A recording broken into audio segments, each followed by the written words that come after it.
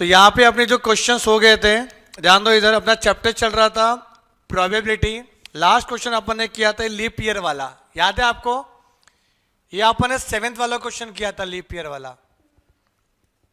अच्छा, इसमें तो क्वेश्चन नंबर 7 अपना हो चुका था।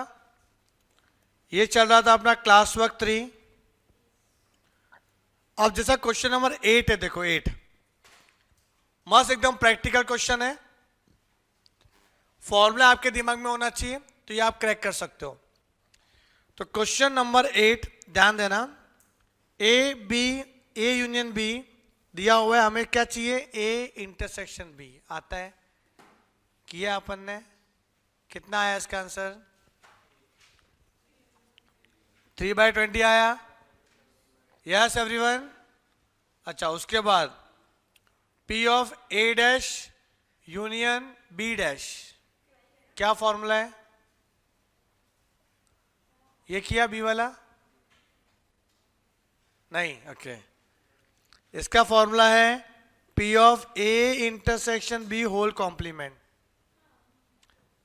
D Morgan law, intersection union वैसा।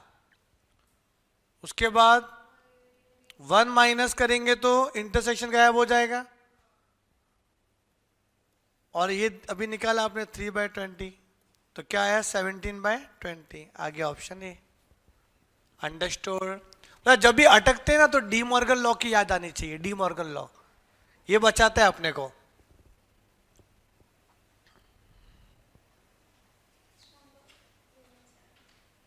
ओके, यहां तक क्लियर? अब मैं कुछ आपको ना इंडिपेंडेंट के बारे में बताऊंगा, इंडिपेंडेंट वाला। अब ये इंडिपेंडेंट इवेंट क्या होता है, सुना है आपने किसी ने इंडिपेंडेंट इवेंट?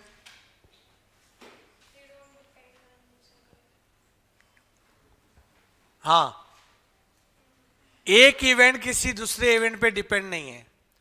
जैसे अगर मैं 2 कॉइन टॉस करता हूं, यहां पर भी हेड है, इधर भी हेड है, सेम डिस्टेंस से मैंने टॉस किया, हाइट भी सेम रखा, टॉस किया, अगर इधर हेड आया तो क्या ये भी हेड आएगा? क्या इसका हेड या टेल आना इस पे डिपेंड है? नहीं, इसको बोलते हैं इंडिपेंडेंट इवेंट। मतलब दोनों एक दूसरे पे डिपेंड नहीं है। सर ऐसा तो एक और पढ़ा था अपने, म्यूचुअली एक्सक्लूसिव। वो क्या था? वो था कि दोनों एक साथ नहीं आ सकते, दोनों एक साथ नहीं आ सकते। म्यूचुअली एक्सक्लूसिव कब होगा? When we are tossing single coin. Single coin toss करोगे ना तो या तो हेड आएगा या टेल आएगा, दोनों साथ में नहीं आ सकते। तो सिंगल रैंडम एक्सपेरिमेंट करोगे तो म्यूचुअली एक्सक्लूसिव, और एक से ज्यादा रैंडम एक्सपेरिमेंट करोगे तो इंडिपेंडेंट इवेंट। याद रखना, सिंगल कॉइन सिंगल डाइस को थ्रो किया तो म्यूचुअली एक्सक्लूसिव, एक से ज्यादा कॉइन एक से ज्यादा डाइस को थ्रो किया तो इंडिपेंडेंट। तो मैं ऐसा बोल सकता हूं कि अगर इंडिपेंडेंट है तो म्यूचुअली एक्सक्लूसिव नहीं है, म्यूचुअली एक्सक्लूसिव है तो इंडिपेंडेंट नहीं है। मतलब इंडिपेंडेंट एंड म्यूचुअली एक्सक्लूसिव भी आपस में म्यूचुअली एक्सक्लूसिव है कि नहीं? दोनों साथ में नहीं आ सकता ना, म्यूचुअली एक्सक्लूसिव। सर इंडिपेंडेंट का और कुछ एग्जांपल दो। जैसे कि मैंने आपको सम सॉल्व करने के लिए दिया, ठीक है? अब जैसे इसने सम सॉल्व कर लिया तो क्या आप भी कर लोगे? क्या आप भी कर लोगे? नहीं, इनका सॉल्व करना आप पे डिपेंड थोड़ी है, या आपका सॉल्व करना इस पे डिपेंड नहीं है। तो सम सॉल्व करने का क्वेश्चन आया, अगर वर्ड प्रॉब्लम आएगा, क्वेश्चन में दिया नहीं रहेगा डिपेंडेंट इंडिपेंडेंट, समझे? हमें निकालना पड़ेगा, ढूंढना पड़ेगा कि इंडिपेंडेंट का क्वेश्चन है कि नहीं। तो सम सॉल्व करने का क्वेश्चन आया तो इंडिपेंडेंट इवेंट। आप समझो, मैंने ना टारगेट हिट करने की बात की, हिटिंग द टारगेट, मैंने बताया था शायद आप लोगों को ना, हिटिंग द टारगेट तो इंडिपेंडेंट इवेंट आ गया, समझे? लाइफ और डेथ ऑफ इंडिविजुअल, कोई मर रहा है तो किसी का मरना किसी और के मरने पे डिपेंड थोड़ी है, इंडिपेंडेंट इवेंट। आया समझ में आपको? तो लिखो हेडिंग फॉर्मूला बुक में, देख लो कि लिखा तो नहीं आपने।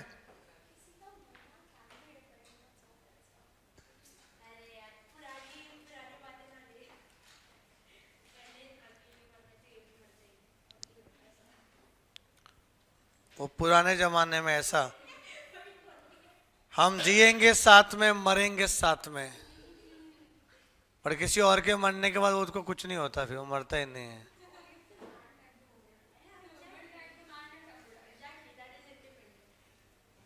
लिखो, independent event,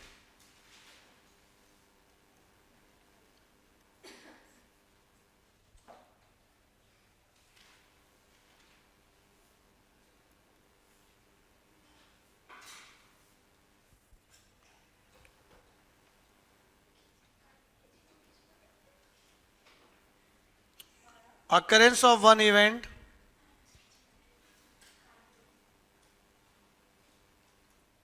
does not affect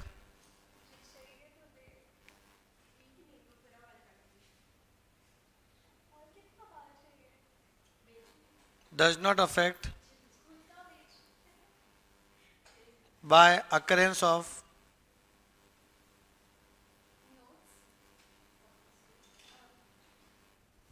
another event. Example,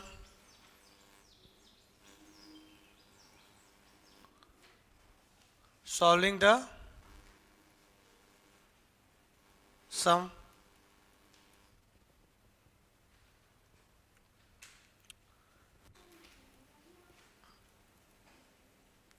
hitting the target,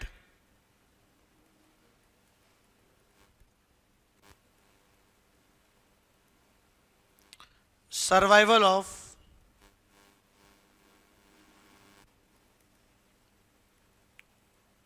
individuals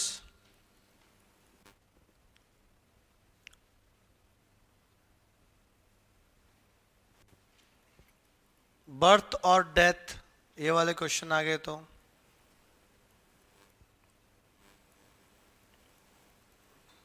tossing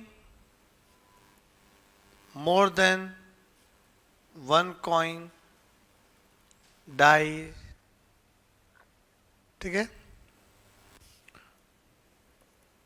true false statement by individual, true false statement by individual, clear है? ये सब क्वेश्चन आया ना आपका, तो समझ जाना कि इंडिपेंडेंट का क्वेश्चन है। अब सपोज यहां पे if A and B are independent, अगर दो इवेंट है एंड दोनों इंडिपेंडेंट है,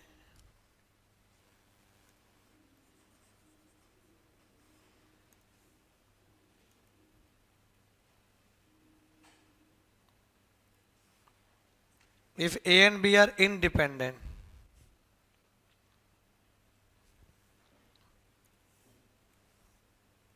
तो फर्स्ट वाला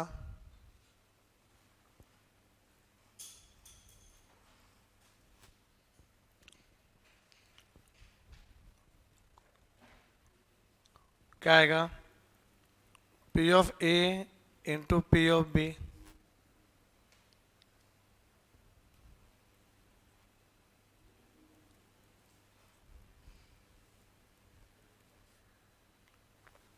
अगर कॉम्प्लीमेंट भी हुआ तो मतलब सीधा इंटरसेक्शन क्या हो जाता है, मल्टीप्लीकेशन। ऐसा भी हो सकता है कि A डैश इंटरसेक्शन B है तो क्या हुआ, इनको मल्टीप्लाई कर दो, जो भी है मल्टीप्लाई करो, लेकिन बीच में इंटरसेक्शन का साइन होना चाहिए। मतलब इंडिपेंडेंट वाला हुआ क्वेश्चन तो इंटरसेक्शन क्या बन जाता है, मल्टीप्लीकेशन। चौथा लिखो, P of A union B हुआ तो क्या करेंगे, एडिशन नहीं, इसको अपन 1 minus P of A union B complement लिख सकते हैं, कॉम्प्लीमेंट्री लॉ। अब इसमें डी मॉर्गन लॉ अप्लाई कर सकते हैं, बोलो तो बन गया देखो इंटरसेक्शन, क्योंकि इंटरसेक्शन का रूल है इंडिपेंडेंट में, यूनियन का रूल नहीं है। इंडिपेंडेंट वाले क्वेश्चन में इंटरसेक्शन हो जाता है मल्टीप्लीकेशन, तो हमें कैसे भी यूनियन को बनाना था, इंटरसेक्शन बन गया, देखो इंटरसेक्शन। तो आप लिख सकते हैं 1 minus P of A dash into B dash. Directly आप इसको है ना, इसको ये लिख सकते हो। आए समझ में? चलो ये तो 2 इवेंट है तो ऐसा करेंगे। अगर 3 इवेंट है तो if A B and C are independent,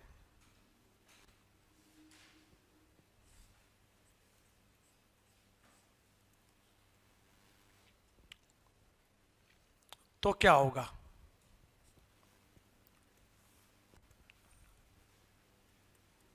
पहला A intersection B intersection C क्या होगा? P of A into P of B into P of C. Sir वही रूल है, इंटरसेक्शन क्या हो जाएगा? मल्टीप्लीकेशन। अच्छा तो यूनियन क्या हो जाएगा? अभी ऊपर लिखा था देखो, 1 minus P of A dash into P of B dash into P of C dash.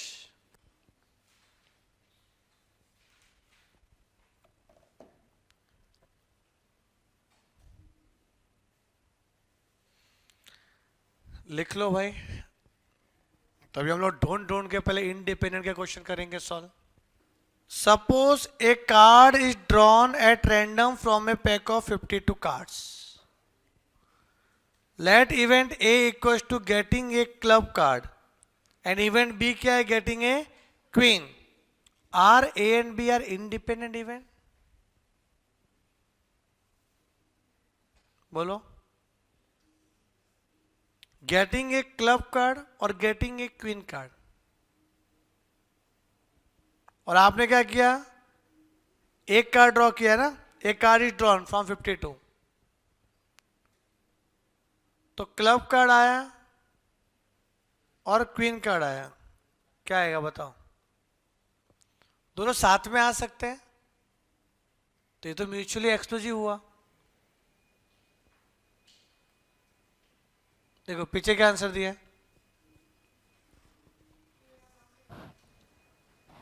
हाँ यस दिए। क्यों?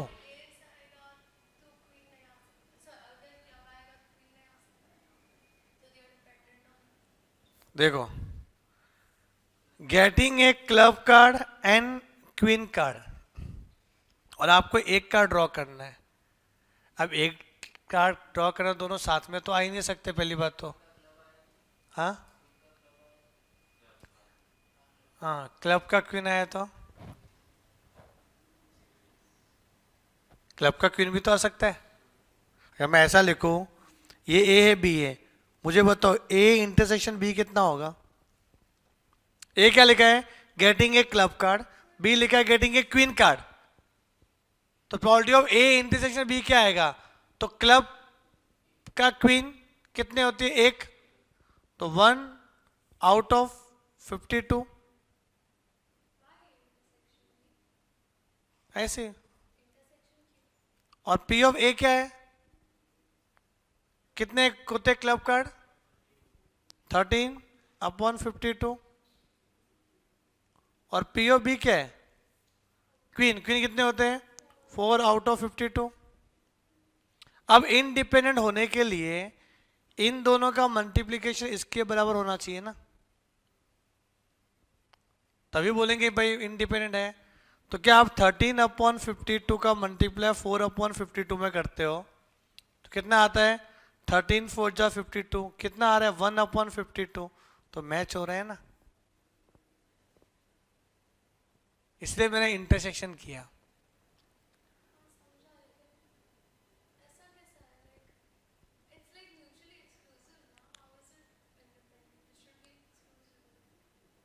म्यूचुअली एक्सक्लूसिव कैसे हो सकता है?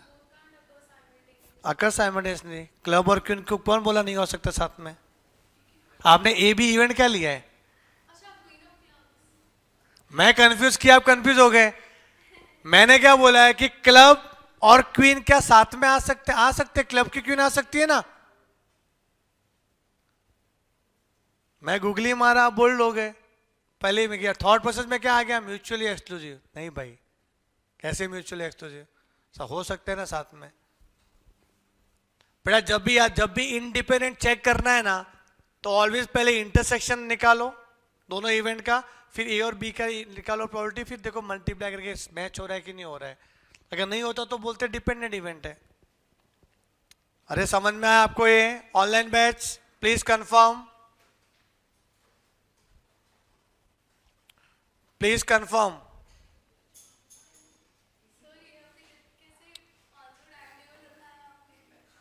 वो तो मैंने पहले से बता दिया इन लोगों को क्या है आज के लिए। मैं बोला ना ये वीक के लिए एडजस्ट करो, अब उसमें क्या आर्गुमेंट करना है। तभी तो बोला।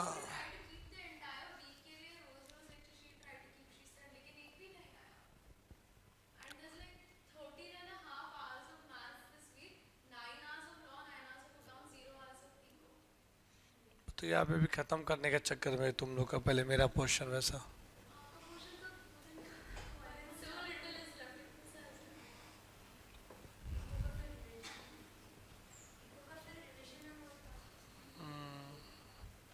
करते हैं ये वीक एडजस्ट करो, ये बोला आपको पहले आते ही मैंने ये बोला ये वीक एडजस्ट करो। सीए का रिजल्ट आया ना, उसमें सब लगे हुए हैं इसलिए। चलो क्वेश्चन नंबर,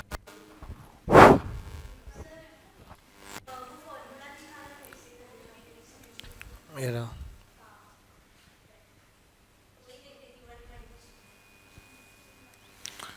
लिखा नहीं है क्या जो आप उधर देख रही थी?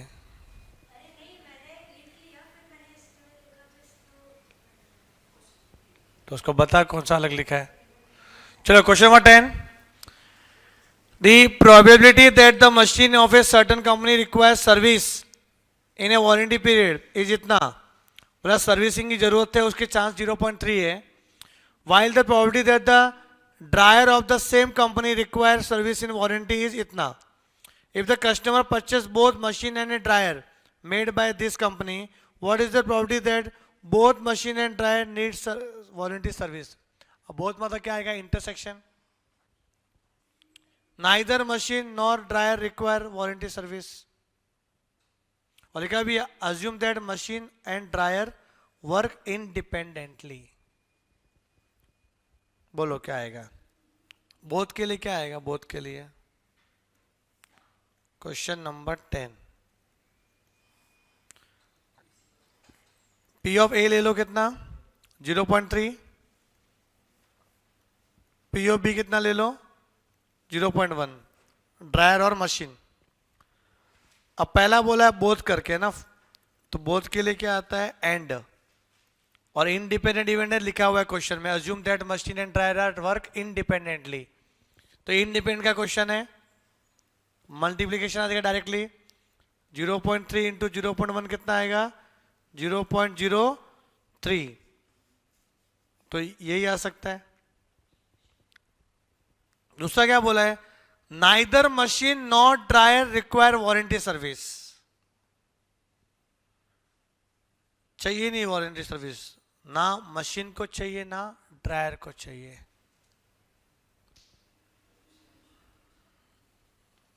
क्या आएगा, सो कैसे लिखेंगे, नाइदर मशीन नॉर ड्रायर।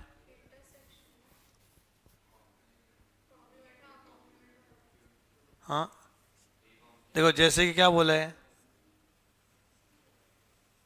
ए और बी, ए मतलब अदर देन ये बाहर का एरिया, अदर देन बी भी बाहर का एरिया, ये सिर्फ ये छूट रहा है ना अंदर का एरिया।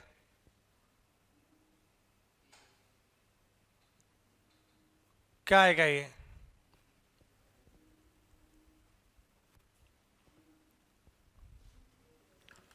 कैलसी लाओ, बताओ क्या पूछा है इसमें, ये बताओ। क्या P of A union B complement पूछा है कि कुछ और पूछा है? स्नेहा कौन सा देख रहे हो, कौन सा देख रहे हो? ये वाले कैल्सी ए कॉम्प्लीमेंट इंटरसेक्शन ऑफिस में रहेगा तो कौन लेके गया? कैल्सी तो अंदर ही पर ड्रॉवर में देखा।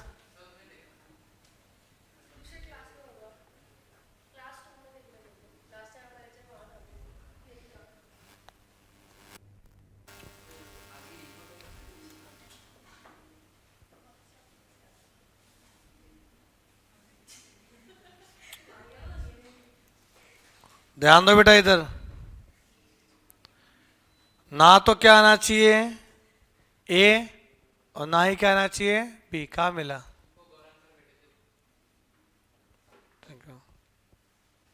ये आएगा बेटा ये।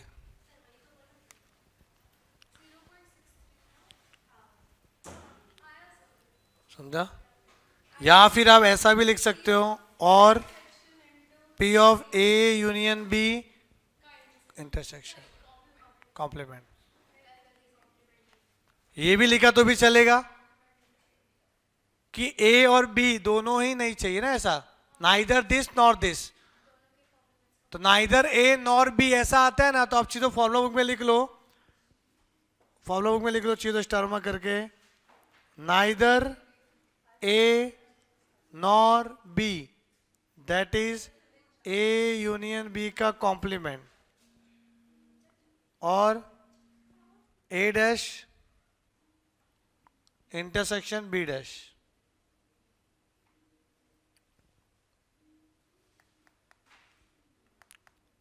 भूलना मत बस आप। हाँ, ये दोनों एक ही बात है ना। डी मॉर्गन लॉ अप्लाई करेंगे तो वही आएगा।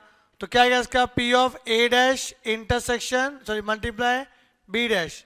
क्या है A डैश? A कितना था 0.3, तो उसका उल्टा 0.7 और 0.1 का कितना आएगा 0.9, तो 0.63 0.63।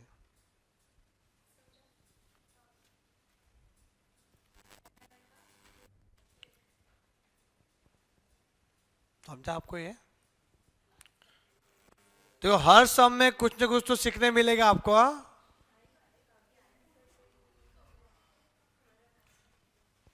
अरे मैं सॉल्यूशन भेज दूं क्या आपको कि भेजा था मैंने?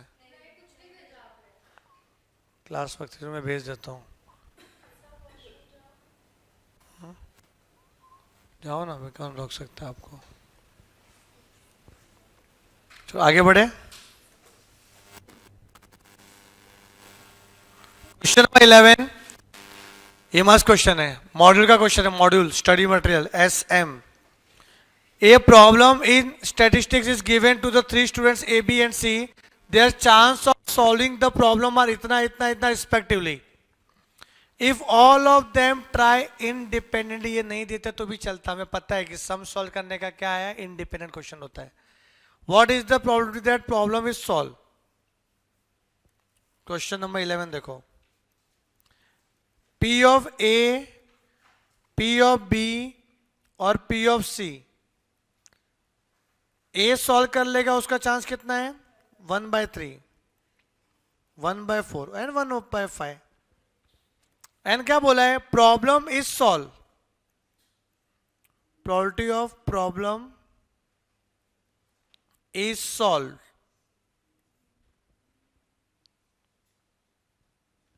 तो क्या आएगा? प्रोबेबिलिटी ऑफ प्रॉब्लम सॉल्व कब माना जाएगा पता है? समझो मैंने एक क्वेश्चन दिया आपको, 7 + 3 = कितना 10। अब इसने बोला 10, मतलब प्रॉब्लम तो सॉल्व हो गया। तो किसी एक ने भी बोल दिया ना आंसर, प्रॉब्लम सॉल्व माना जाता है।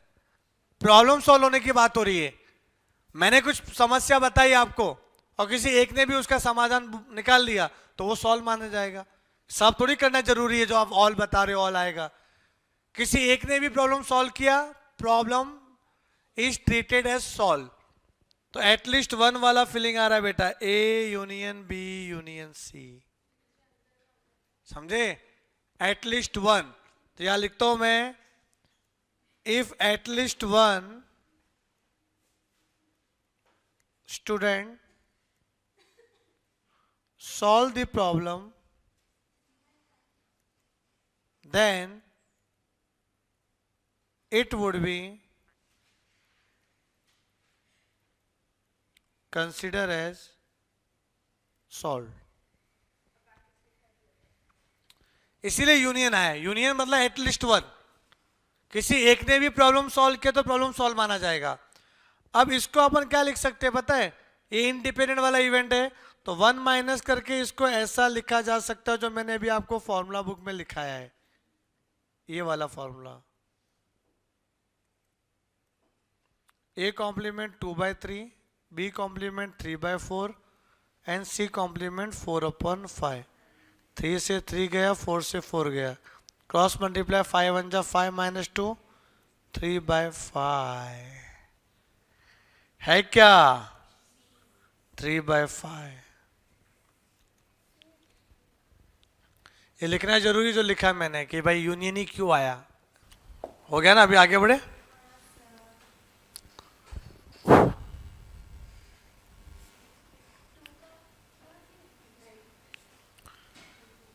अच्छा दूसरा बाकी है ना. Exactly 2 student solve the problem. अब कौन से 2 स्टूडेंट वो बताए नहीं ना. क्या बोला है? Probability of exactly 2 students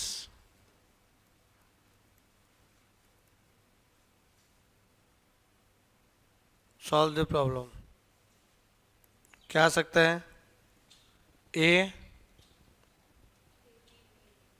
B, सी में ए और बी ना, या फिर ए और सी हो सकते हैं ना, या फिर बी और सी हो सकते हैं.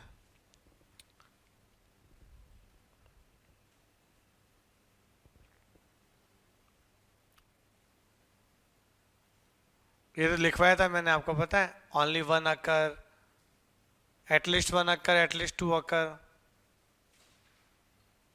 नहीं मालूम आपको फॉर्मूला बुक में? हाँ, आपने फॉर्मूला लिखा था, तुम लोग भूल रहे हो. आपके फॉर्मूला बुक में देखो, एटलीस्ट वन को यूनियन लगता है, मालूम है क्या? ना ऐसा लिख, तो ये भी करवाया था मैंने.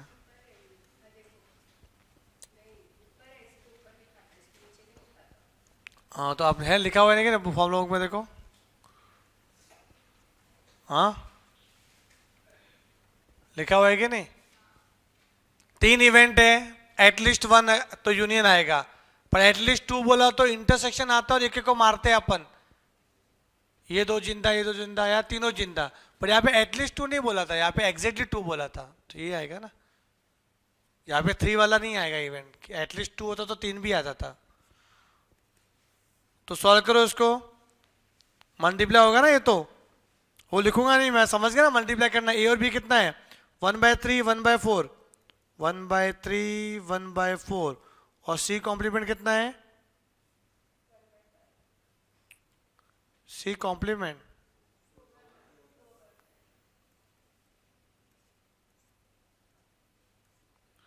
ए दिया 1/3, बी कॉम्प्लीमेंट 3/4 और सी कितना है? 1/5. ए कॉम्प्लीमेंट 2/3, बी 1/4 और सी 1/5.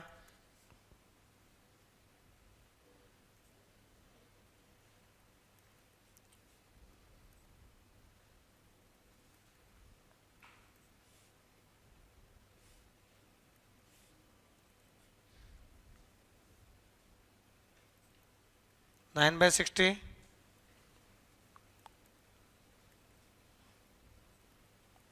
3/10. हाँ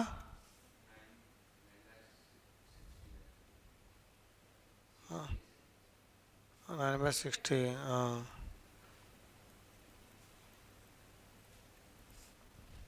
ठीक है, ऑप्शन बी आ रहा है. चलो आगे. 12 वाला क्वेश्चन ध्यान दो इधर. The problem that a 50 years old man will be alive, जिंदा रहेगा 50 साल का बुढ़ा, उसके चांस क्या है 0.83, मतलब और 60 साल तक जिएगा, मतलब और 10 साल जिएगा, उसके चांस कितना 0.83. The probability that A 45 years old woman will be alive at 55, ये और 10 साल जिएगी, उसका चांस 0.97 है. What is the probability that a man who is 50 years and his wife, अच्छा इसकी वाइफ है ये, वो ज्यादा जिएगी, okay, is both be alive 10 साल तक, दोनों बोथ आए ना, अरे बोथ के लिए आएगा ना. और जिंदा रहना मरना ये सब इंडिपेंडेंट इवेंट है, और इंडिपेंडेंट में इंटरसेक्शन मतलब मल्टीप्लीकेशन 0.83 इंटू 0.97 करो.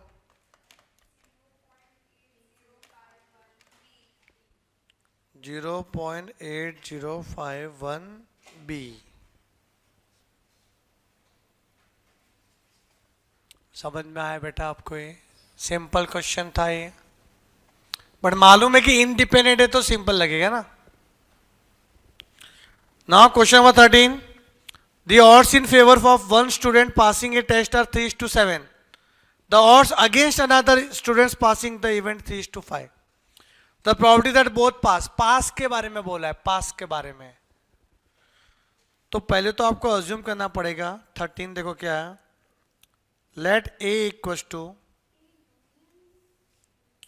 क्या है A equals to, पास है ना, पास पूछ दो, पास ही अज्यूम करो. तो let A equals to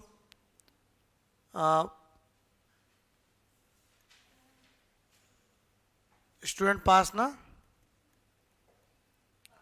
और बी क्या हो जाएगा फिर फेल्ड. अब आपको ऑड्स इन फेवर दिया हुआ है पासिंग का, मतलब ऑड्स इन फेवर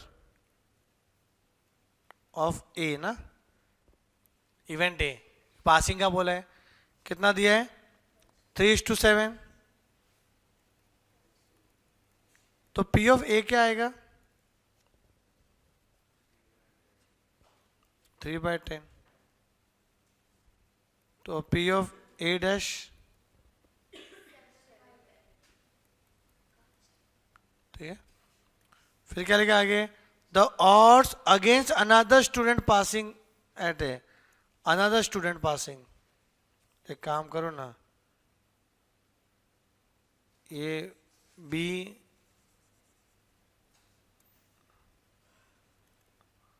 किसके लिखो, दो स्टूडेंट्स की बात हो रही है, ऑड्स अगेंस्ट अनदर स्टूडेंट पास, स्टूडेंट ए पास्ट, ठीक है. यहाँ पे स्टूडेंट बी पास्ट, दोनों पास होने की बात हो रही है. तो ए अब क्या, ऑड्स अगेंस्ट ऑफ बी, मतलब फेल की बात हो रही है. तो odds against another student pass 3:5. तो देयरफॉर ऑड्स इन फेवर क्या हो जाएगा, odds in favour of B क्या हो जाएगा 5:3. तो P ऑफ बी क्या आ जाएगा पास होने का 5/8. तो उसका फेल होने का क्या आ जाएगा 3/8. यहां तक क्लियर है? मतलब अगेंस्ट दिया तो उसको फेवर में कन्वर्ट कर लो पहले, फिर निकालो प्रोबेबिलिटी क्या है. अब बोला है कि probability that both pass, probability क्या बोला है दैट बोथ पास.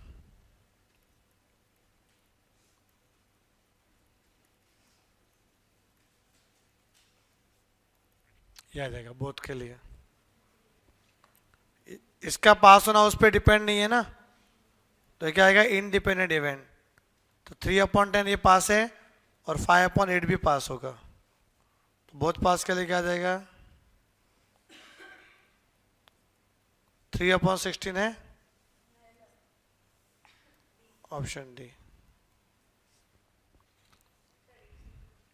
ये अच्छे से लिखो, उसके बाद अपने को है ना 14 और 15 करना है. इसलिए बेटा यहाँ पे कंफ्यूजन सबको होता है उसको मैं दूर कर रहा हूं कि सर आपने ऑड्स अगेंस्ट था तो फेवर में क्यों लिया, कैसे लिया वो नहीं, क्यों लिया? नहीं, देखो क्या लिखा है यहाँ पे, द प्रोबेबिलिटी दैट बोथ पास, दोनों पास होने चाहिए। अब दोनों पास होना चाहिए। बेटा लेक्चर चालू हो गया तो मैं बाहर फेंक दूंगा, पहले बोल रहा हूं मैं तुम लोग को भी। ये रखो, ये लास्ट वार्निंग है आप लोग के लिए। मैं जब भी लेक्चर चालू हो जाता है मैं आ गया क्लास में तो शांत बैठ जाएगा चुपचाप। यहां पे ये नहीं वाला क्वेश्चन कि इसके आगे वाला क्वेश्चन वही दिक्कत होगी अपने को कि यहाँ पे क्या बोला था, one of the two event occur, ऐसा करके ये भी ऑड्स इन फेवर है। चाहे कुछ भी पूछा हो ना, दोनों को एक जैसा कन्वर्ट करने का। ये वाला क्या था, ऑड्स इन फेवर, ये था ऑड्स अगेंस्ट, तो उसको भी ऑड इन फेवर लो कि आप जो ए और बी अज्यूम किया वो आपने पास वाला अज्यूम किया, इसलिए समझे। तो ये ऑड्स अगेंस्ट है ना, तो फेवर क्या हो जाएगा, इसका उल्टा 5:3 हो जाएगा, तो लिखने में इजी गिरेगा अपने को। आपने ये क्या अज्यूम किया इधर, पास, ये भी क्या पास, तो फिर दोनों फेवर फेवर लिखोगे तो ज़्यादा अच्छा रहेगा अपने को। हमेशा सब में ये करने का पहले एक्टिविटी, मतलब यहाँ तक तो आपको करना ही पड़ेगा ये वाला, फिर देखने का क्या पूछा है वो हिसाब से जाने का। अगर यहाँ पे ऐसा पूछा होता तो प्रोबेबिलिटी दैट बोथ फेल, तो भी यही करते थे, यहां से यहां तक तो लिखना ही पड़ता था। ये सेम यहां क्या लिखते थे, P of A dash intersection B dash, समझ में आया? चेंज थोड़ी करेंगे सब में, ये तो यहां से यहां तक तो करना ही है उतना का उतना। ओके चलो इसी में पूछता हूं, ये लिखा ना, इसी में extra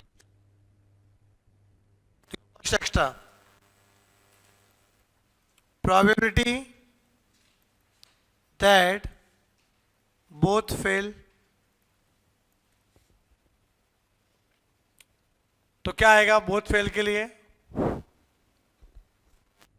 P of A dash intersection B dash, P of A dash intersection, तो क्या आएगा, P of A dash into P of B dash, तो इधर आएगा 10 इंटू 8, 21/80। दूसरा एक्स्ट्रा देखो, probability that one of student pass, probability that one of student पास।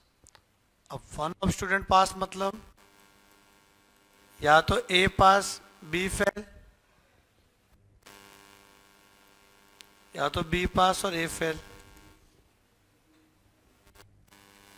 तो ए into करेंगे इसमें, कितना 3/10 इंटू बी कितना है 3/8, या फिर 7/10 इंटू 5/8, 9/80 प्लस 35/80 कितना आएगा, 44 है ना, 44/80, 4 1 जा 4 1 जा 4 2 जा 8, तो 11/20, समझा, 11/20।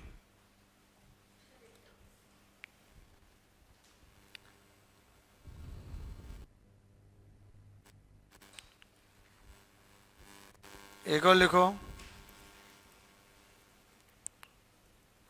Probability that at least one pass,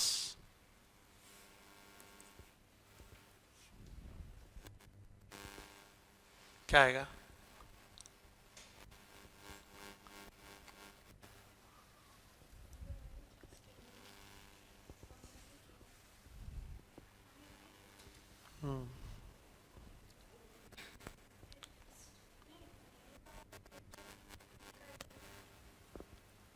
क्या करेंगे एटलीस्ट वन पास? हाँ क्या? ए पास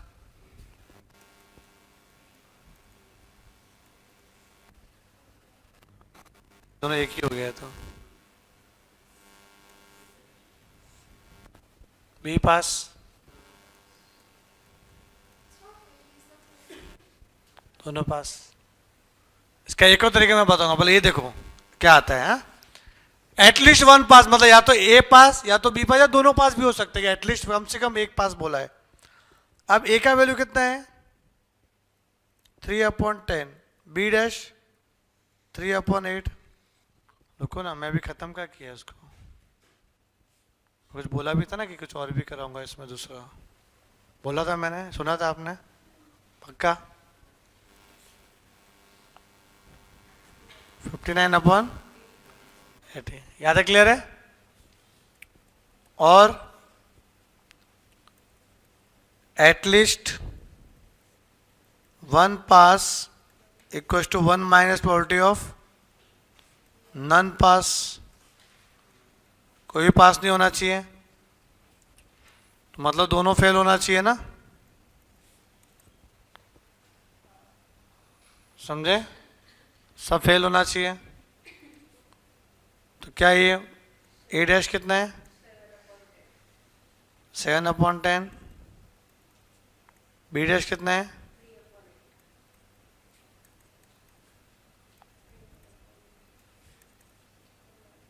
हाँ सेम आया। 59/80 आएगी नहीं सेम? देखो यहाँ तक क्लियर। अब आपका डाउट पूछो क्या है?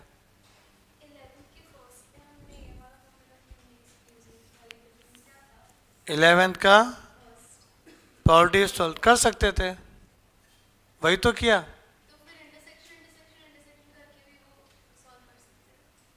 कौन सा वाला?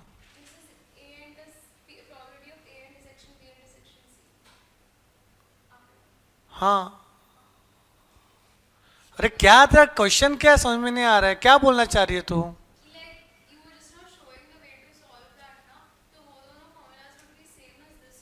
तो मैंने सेम ही तो फॉर्मूला अप्लाई किया।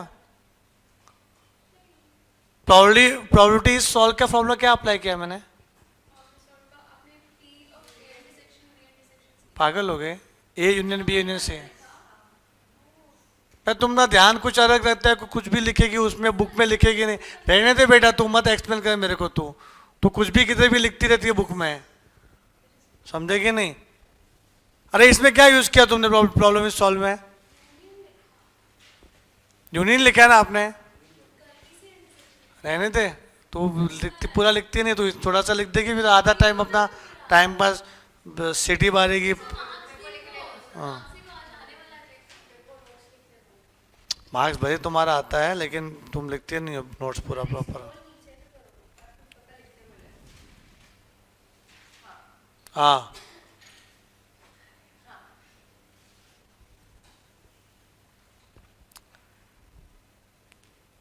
वो ना वो 1 माइनस था जो तू बोल रही है ना, इंटरसेक्शन कॉम्प्लीमेंट वाला, वो 1 माइनस करके वो किया था पूरा। अरे समझा ना, एटलीस्ट वन में। और कुछ और भी कर सकते थे अपन उसमें भी। ठीक है, अभी दोनों तरीका समझा ना, आंसर सेम ही आता है। कॉन्सेप्ट क्लियर रहेगा तो आंसर सेम ही आएगा आपका।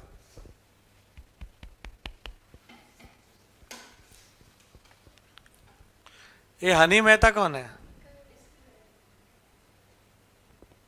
अच्छा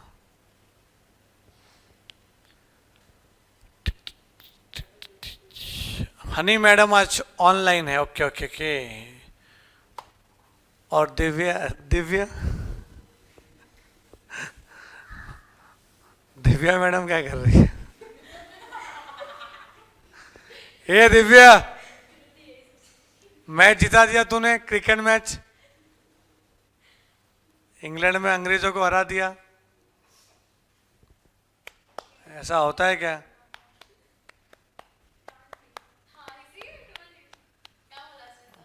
हाँ सर मैंने जीता है। किसने जीता? पीसीसी ने बनाया था वहां पे।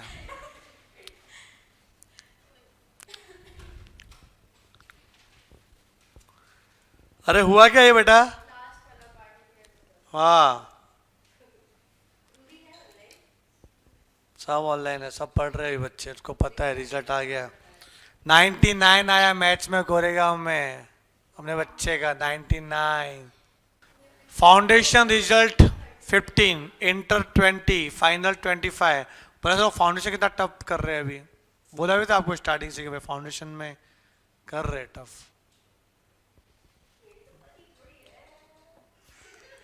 फाउंडेशन पास हो गया मतलब फाइनल भी हो जाएगा।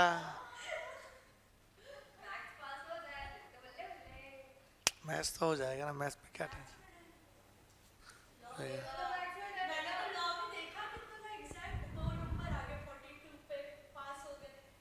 बाकी सब 60 तो है ही।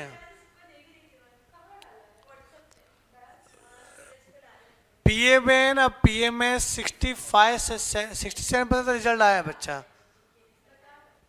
मतलब सब तो पास नहीं हुए, कुछ फेल भी हुए।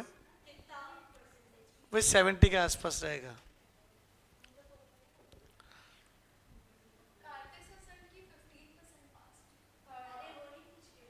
वो ICAI का, PA का, PA पापा पापा। कौन? हाँ हाँ ये वाला ना, 8 वाला। ये बच्चे की बात हो रही है ना। उधर गया फिर इधर छोड़ के आया, फिर 5 ट्यूशन लिया, सब अलग ही है। सब लोग है, सब क्लेम करते हैं अपना अपना रिजल्ट, मेरा है मेरा है मेरा। मैं तो कभी इतना कुछ करता नहीं।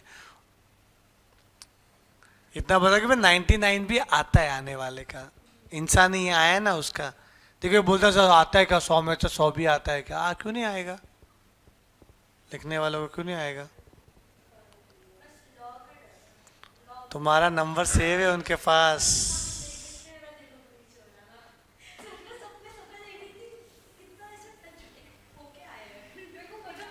बेटा याद ध्यान दो 14। चलो बहुत हो गया बहुत हो गया। 14 देखो, द ऑड्स इन फेवर 2:3। तो बेटा पी ऑफ ए क्या आएगा? 2/5 और ए डैश, ठीक है मालूम पड़ जाएगा आपको। उसके बाद ऑड्स अगेंस्ट बोला है ना, तो फेवर होगा 7:3। तो पी ऑफ बी क्या आ जाएगा? P of B 7/10। पहले ए भी लिखना सीख लो, कॉम्प्लीमेंट तो मालूम है क्या होगा।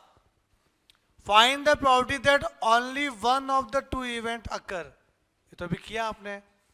Only one of the two मतलब या तो ए अकर बी नॉट अकर, या फिर ए नॉट अकर बी अकर। अकर अकर मतलब आना। तो ए कितना है अपना? 2/5 और बी डैश कितना है? 3/10। ए डैश 3/5 और बी, हाँ हाँ, तो क्या आएगा इधर? 6।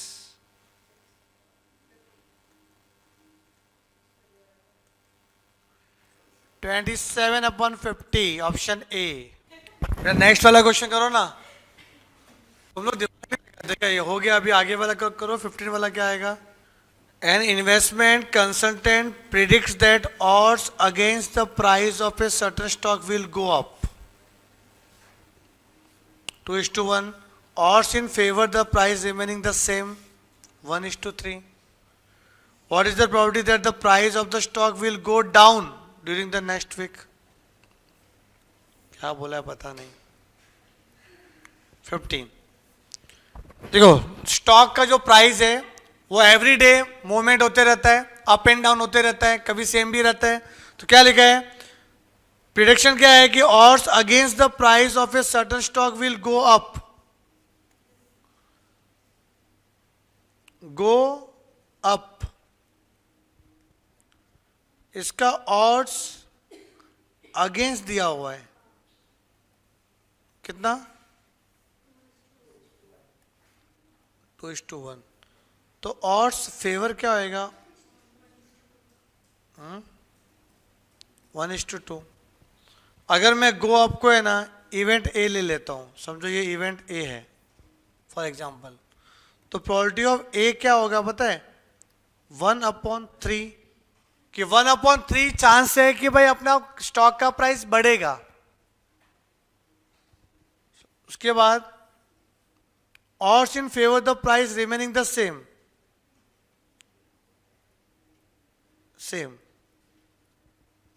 ना बढ़ रहा है ना कम हो रहा है, तो odds इन फेवर दिया हुआ है इसका, तो 1:3, तो 1:3 दिया हुआ है, ओके, तो इसको बी ले लो, तो प्रोबेबिलिटी ऑफ बी क्या आ जाएगा, हाँ 1/4।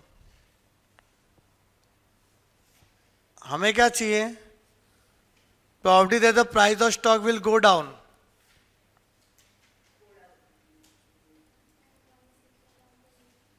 चाहिए,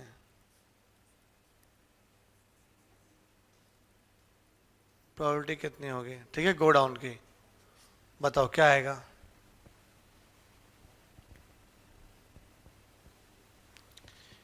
कैसे समझेंगे गो डाउन है, अब ऐसा गो अप दिया है ना ए, तो ए डैश निकाल दो, गो डाउन, तो ऐड क्यों करेंगे,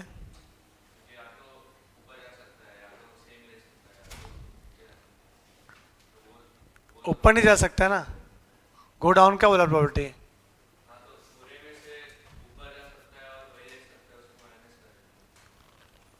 वही रह सकता है और ऊपर जा सकता है, तो वो कौन सा है अपना, ये दोनों, अरे आ तो रहा है लेकिन उसका लॉजिक क्या रहेगा,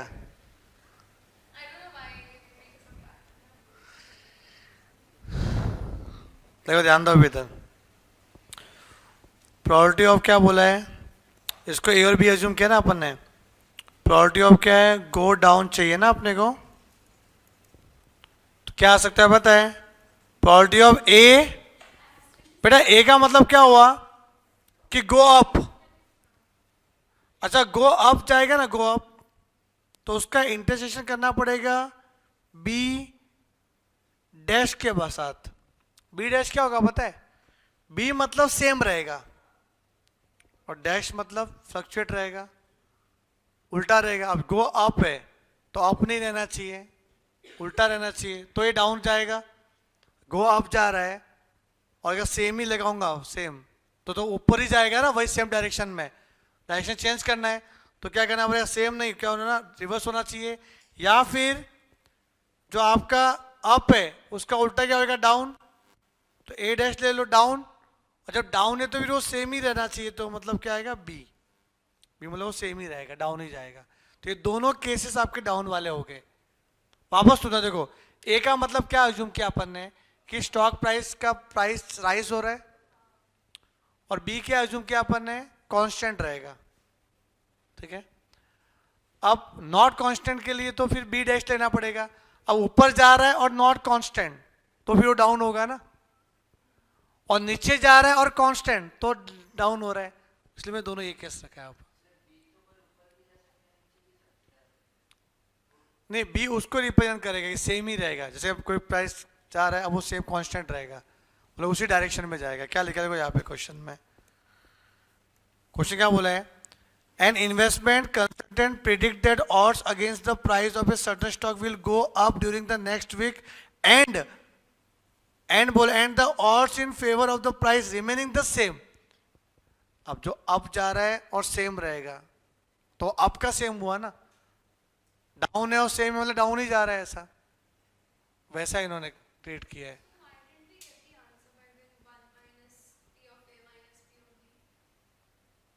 क्यों, वैसा कैसे होगा, वो अलग रहेगा, वो आपने एक ही चीज कंसीडर कर रहे हो आप, पर इसका देखते क्या है, ए कितना है, ये मल्टीप्लाई करेंगे मालूम है ना, इस पे डिपेंडेंट इंडिपेंडेंट इवेंट रहेगा ना, पी ऑफ ए क्या है 1/3 और बी डैश क्या है 3/4, ए डैश क्या है 2/3 और 1/4, 3/12 प्लस 2/12 इक्वल टू क्या आएगा 5/12, ऑप्शन बी। क्वेश्चन क्या था बताएं कि stock will go down during the next week, उसके बाद प्रोबेबिलिटी चाहिए। अब आप क्या बोल रहे हो मुझे बताओ, अभी पूछो क्या बोल रहे हो आप। 1 - P of A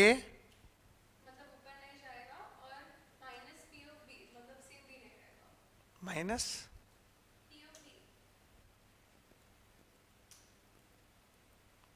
ये क्या है, ये क्या है, ये कौन सा रूल है? 1 - P of A minus P of B, ये क्या है?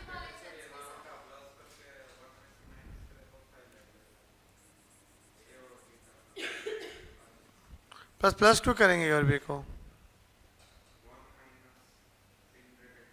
नहीं तो क्यों प्लस क्यों करेंगे? हाँ, ऑफ के चांस क्या है? 1/3। डाउन के चांस क्या है? तो प्लस क्यों करेंगे? लेकिन प्लस कैसा रूल है? अगर दोनों हो रहा है तो इंटरसेक्शन लगता है ना। आपको सोचो कि दोनों हो रहा है, या आइदर दिस और दिस होता है तो प्लस बीच में आता है, आइदर दिस और दिस। रूल ही नहीं बनेगा ना वैसा। तो रूल एक ही चीज बन सकता है, तो मैंने आपको बताया साथ में ये वाला। अभी एक और तरीका बताता हूँ मैं आपको, जो आप बोल रहे हो उस हिसाब से। ये लिखो पहले,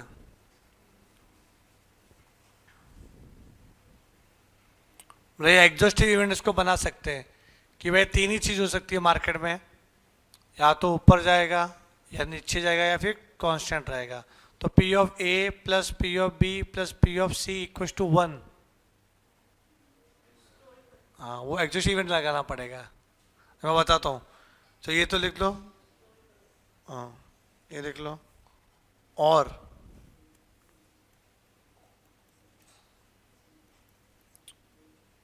probability of up plus probability of same plus probability of down, ये तीन ही चीज हो सकती है और तीनों का प्रोबेबिलिटी 1 आना चाहिए। तो प्रोबेबिलिटी ऑफ कितना था? 1/3। डाउन का और सेम का, सॉरी डाउन चाहिए अपने को, क्या आएगा? 7/12 ना। ये ज़्यादा अच्छा लगेगा आपको, हजम भी होगा बात को। एग्जॉस्टिव इवेंट हो गया ना। आपका रिजल्ट क्या हो सकता है? या तो पास या फेल। अब मैं बोला कि 15% पास हुए तो 85% फेल हुए, तो 15 + 85 1 ही होगा ना, 100%। I hate just word almost.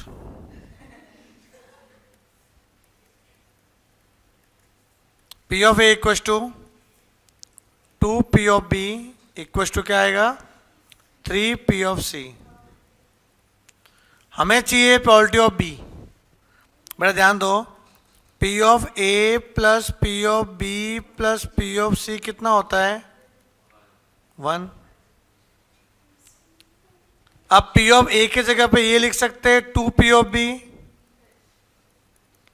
P(B) का P(B) और P(C) की जगह पे क्या लिखेंगे?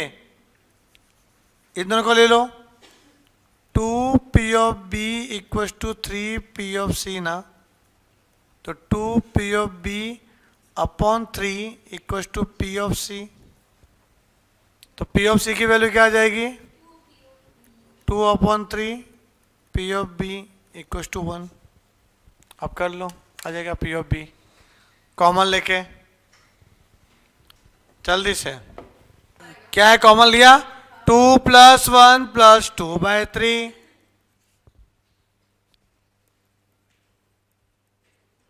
3 3 जा 9, 9 और 2, तो P(B) क्या आ जाएगा? 3 उधर गया तो 3/11। ऑप्शन बी लिख सकते हैं ना, × 2 करके। तुम लोग जब भी ट्रेन में आराम से चल रहे थे ना, मैं वो ट्रेन में चढ़ गया था, मैं देखा तुम लोग आराम से देख रहे थे और ट्रेन जा रही है, फिर बोलते हैं हम लोग को, फिर कुछ कैसे इन लोग का चलते भी आराम से, इनको ट्रेन ऐसा चल पकड़ना। अरे भैया ट्रेन पकड़ने के लिए फुर्ती, ट्रेन के नीचे पहिए की तरह आत्मा छुपी रहती है लोगों की, वो खींचती है कि मैं गया तुम भी आओ।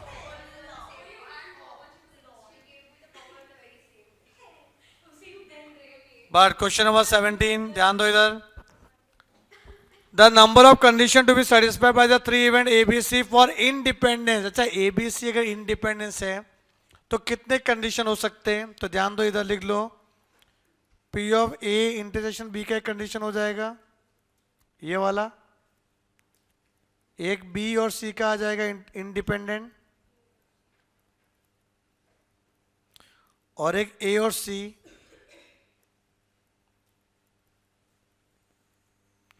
और एक क्या आ जाएगा ABC।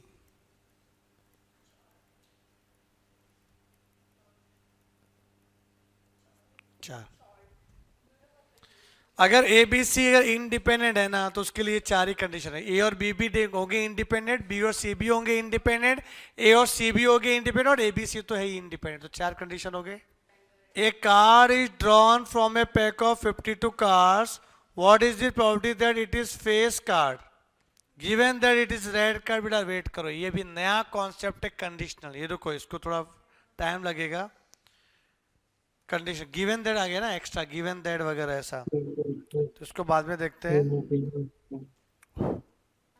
बेटा ध्यान दो इधर, 21 देखो, 21 ये नहीं है बेटा। क्वेश्चन नंबर 21 क्या बोल रहा है? 21, A bag contain 8 red and 5 white balls. 2 successive draws of 3 balls are made without replacement. The probability that the first draw will produce 3 white ball and second 3 red ball. आता है क्या ये? Try करो please, try question number 21।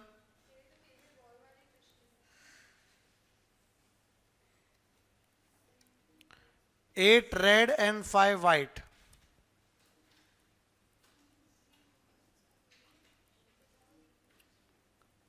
Thirteen balls are there. 2 successive draws of 3 balls. 2 successive draws of 3 balls. That is total कितनी ball draw करनी है? 6 balls are to be drawn. अरे 2 successive draw मतलब एक बार ड्रॉ किया 3 बॉल आया, दूसरी बार ड्रॉ किया 3 बॉल आया, समझे कि नहीं?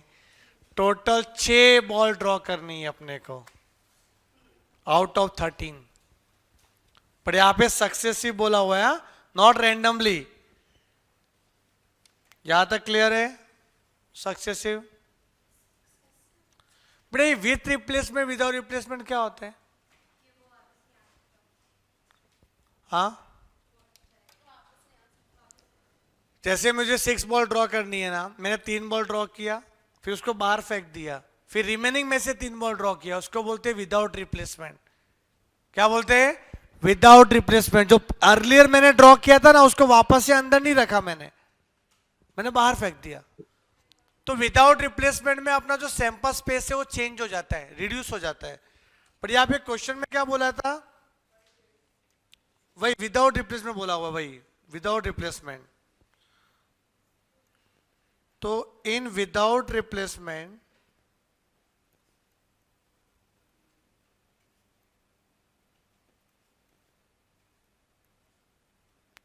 our sample space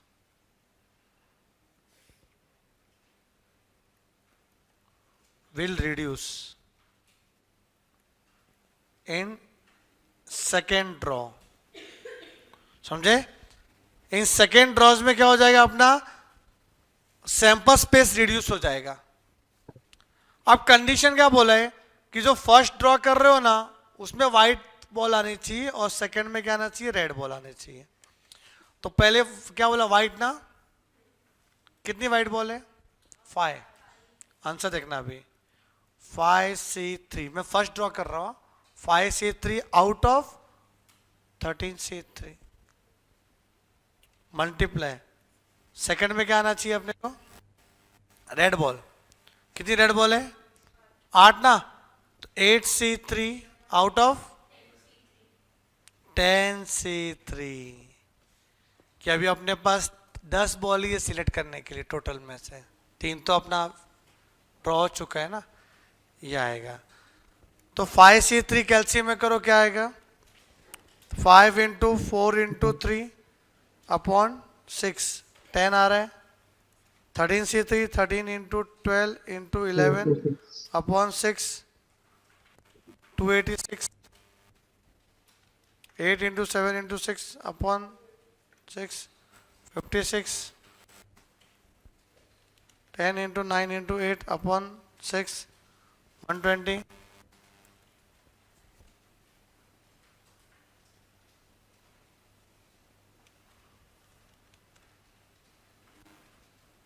कितना आ रहा है? कैंसिल हो रहा है कुछ? 286 अपॉन, अरे वाह, 0 0 कितना, सो स्मार्ट। कितना बड़ा काम किया तूने, बहुत बड़ा काम कर दिया। 4 से काटो,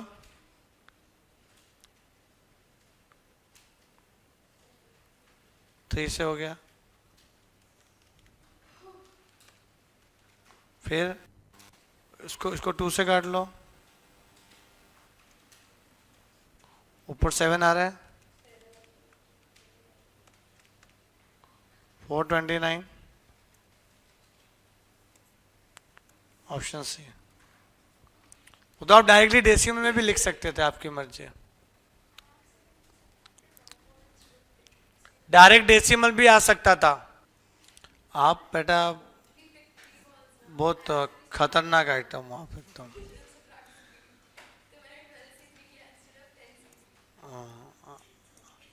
आपका टेंशन नहीं आपका।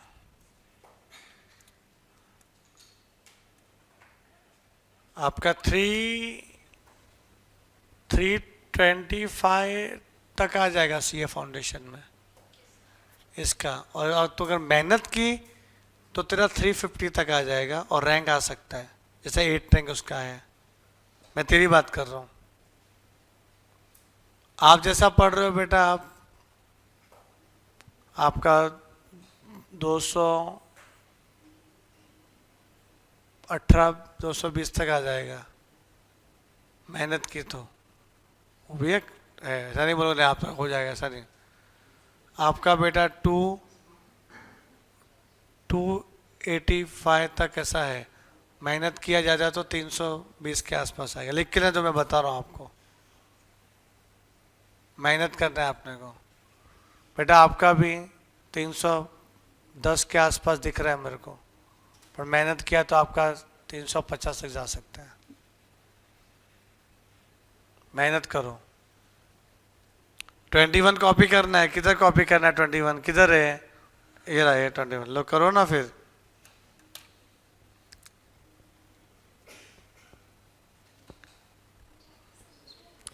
और अब तो रैंक सिस्टम दे दिया फाउंडेशन में, कितना अच्छा फील होगा जब आएगा तो ना, टॉप 10 रैंक में।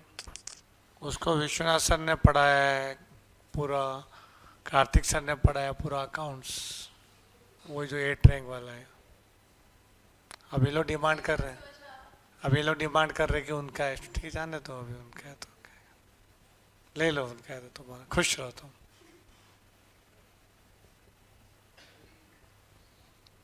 वाह, हाँ ये लिख लो बेटा, थोड़ा ब्रेक ले लो, फिर इंडिपेंडेंट इवेंट रहेगा अपना। ठीक है, बहुत अच्छा इवेंट है इंडिपेंडेंट वाला, वो करेंगे। इको सिखाया है आई थिंक प्रीति सर ने सिखाया रहेगा।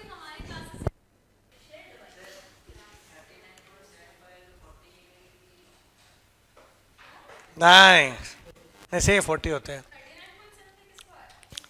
नहीं तो उसको पास करते हैं एग्जाम में। नहीं, ज़्यादा लालच नहीं। ज्यादा लालच नहीं करनी। हाँ 39 पॉइंट कितना है तो आपको गांव तक छोड़ने आएंगे उन लोग, गांव तक छोड़ने आएंगे। चलो ध्यान दो इधर। Hello everyone, once again hello, आ जाओ सभी। हाँ, right in your formula book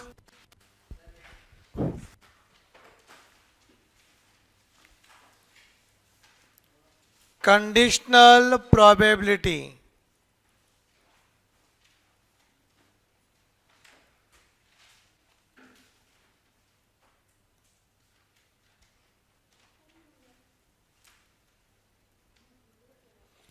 P of A upon B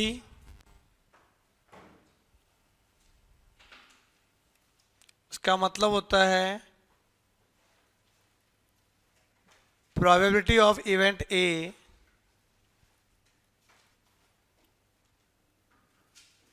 when या फिर अंडर द कंडीशन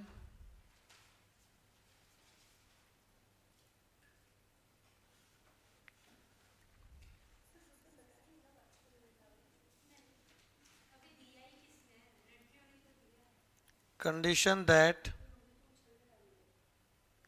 या फिर given that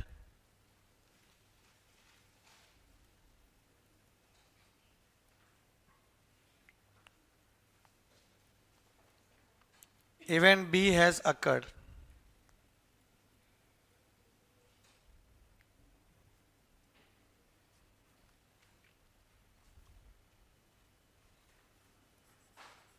event B has occurred, ठीक है। और P of B upon A का मतलब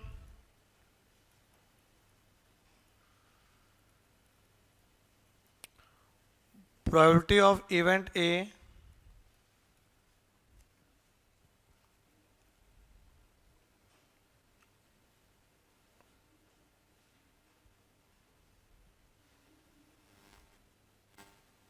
event B, sorry, yeah,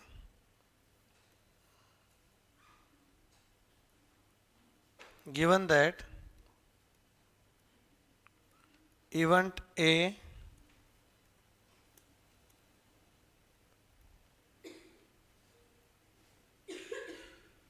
has occurred।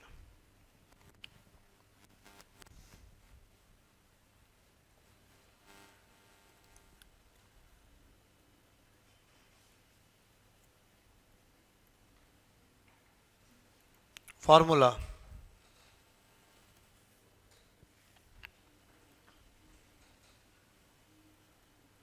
A upon B,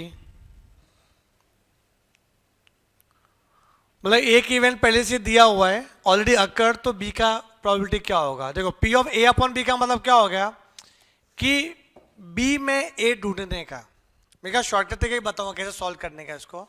P of A मतलब भी ऐसा है कि probability of event A under the condition that B already occurred, B घटना घट चुकी है, तो अब बताओ A की पॉसिबिलिटी क्या होगी।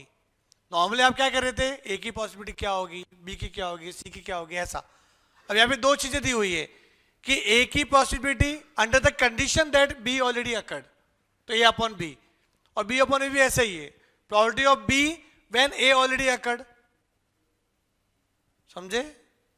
जैसे ऐसा पूछा कि find the probability of getting head, दो कॉइन टॉस किया, find the probability of getting first head, it is given that tail already occurred, tail दिया हुआ है, सेकंड में क्या आएगा, टेल आएगा, ऐसा वो क्वेश्चन में मालूम पड़ जाएगा कैसा है। जब ऐसा लगेगा गिवन दैट लिखा रहेगा, कंडीशन दैट लिखा रहेगा, ठीक है ना, ऐसा उससे जोड़ा रहेगा, तो समझ जाना कि आपका एक कंडीशन प्रोबेबिलिटी है।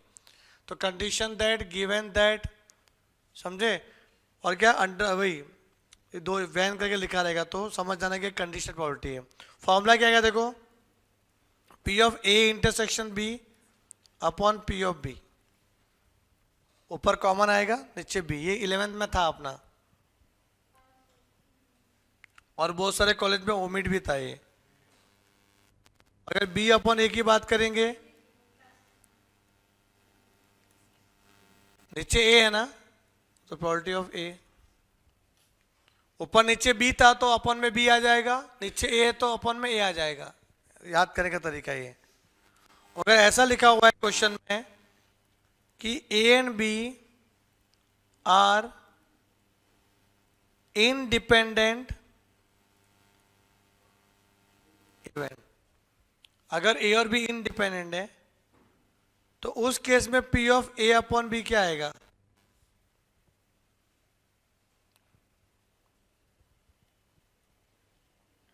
बोलो बेटा। ए और बी इनडिपेंडेंट है तो ये मल्टीप्लाई हो जाएगा, ये तो मल्टीप्लाई हो जाएगा, तो बी भी कैंसिल हो जाएगा, क्या बचेगा सिर्फ P of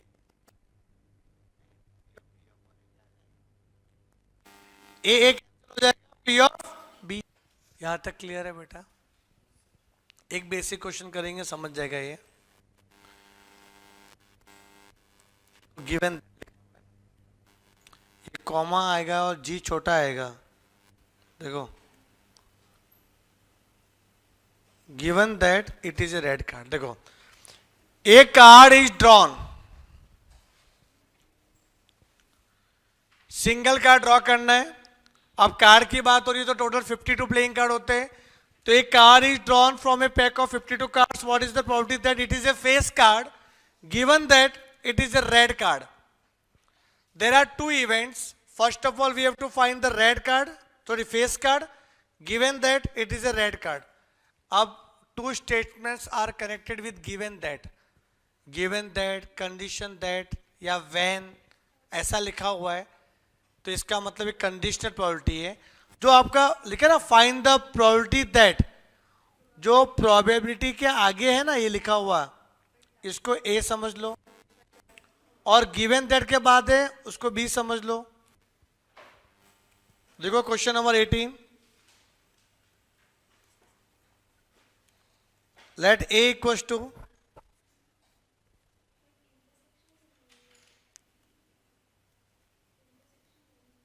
it is a face card, B equals to it is a red card,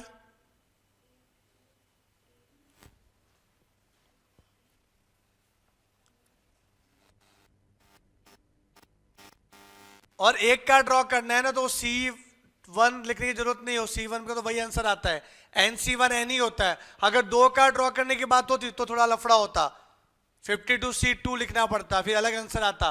52C2 52 नहीं होता, पर 52C1 51 होता है।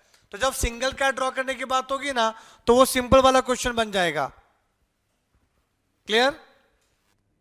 तो यहां पे क्या पूछा, P of A upon B की B अपॉन A, क्या लिखोगे?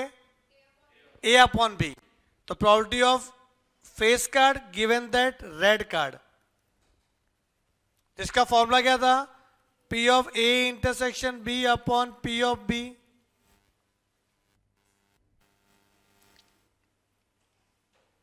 तो क्या आएगा? Number of A intersection B upon number of S, ये ऊपर वाले का फॉर्मूला बन गया, और नीचे जो P ऑफ B है वो है number of B upon number of S. सही कर रहे हैं अपन? तो नंबर ऑफ एस तो कैंसिल हो जाएगा। हमें सिर्फ ये चाहिए कि ए और बी में कॉमन कितने आएंगे। तो ए क्या है? Face card. बी क्या है? Red card. तो फेस भी होना चाहिए, रेड भी होना चाहिए। सिर्फ कॉमन कार्ड कितने? 6। 3 आपके हार्ट वाले और 3 वाले डायमंड। तो 3 और 3 6। और नीचे क्या लिखना है? बी। बी बोले तो रेड कार्ड। कितने रेड कार्ड होते हैं टोटल? 26।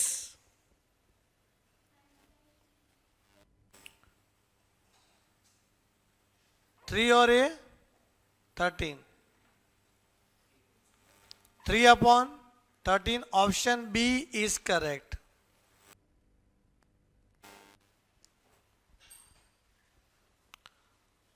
मैंने फॉर्मूला लगा के पूरा अच्छे से किया। सर कुछ शॉर्टकट बताने वाले थे आप। अगर आपको फॉर्मूला यूज नहीं करना है, देखो शॉर्टकट क्या है, ए अपॉन बी ना, तो इसका मतलब है फाइंड ए इन बी। ए को बी में ढूंढो, ए को बी में ढूंढो। मतलब सर क्या बोल रहे हैं, फाइंड ए इन बी, मतलब फाइंड फेस कार्ड इन red card, find face card इन रेड कार्ड। सर 6 होते हैं, कितने होते हैं, 6 होते हैं, कितने में से रेड कार्ड कितने, आ गया answer.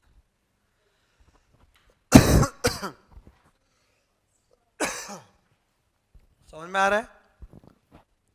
How many face cards are there in red card.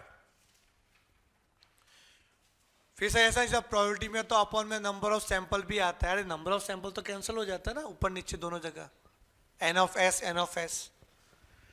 तो ये आपका शॉर्टकट फॉर्मूला बन गया, फाइंड ए इन बी। समझे? तो नीचे तो बी लिखा 26, क्लियर है ये? आगे बढ़ा जाए।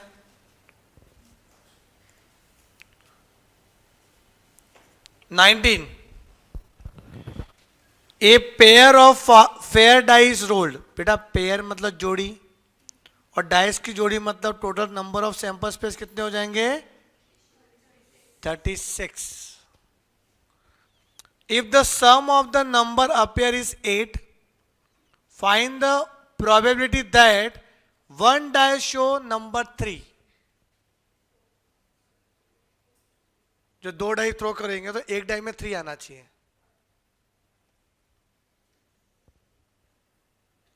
तो ए किसको अज्यूम करेंगे, बी किसको अज्यूम करेंगे, बताओ? Sum of the number appear is 8, इसको ए अज्यूम करूं? नहीं, फाइंड द प्रोबेबिलिटी दैट, जो प्रोबेबिलिटी के आगे लिखा रहेगा ना, इसको ए अज्यूम करने का। और ये तो क्या, इफ मतलब गिवन दैट कंडीशन, इसको क्या समझने का, बी। यहां तक क्लियर? तो पूछा गया अपने को ए गिवन दैट बी, तो यहां भी क्या करेंगे हम लोग, ए को बी में ढूंढेंगे, फाइंड ए इन बी। अच्छा बी क्या है, बी क्या है,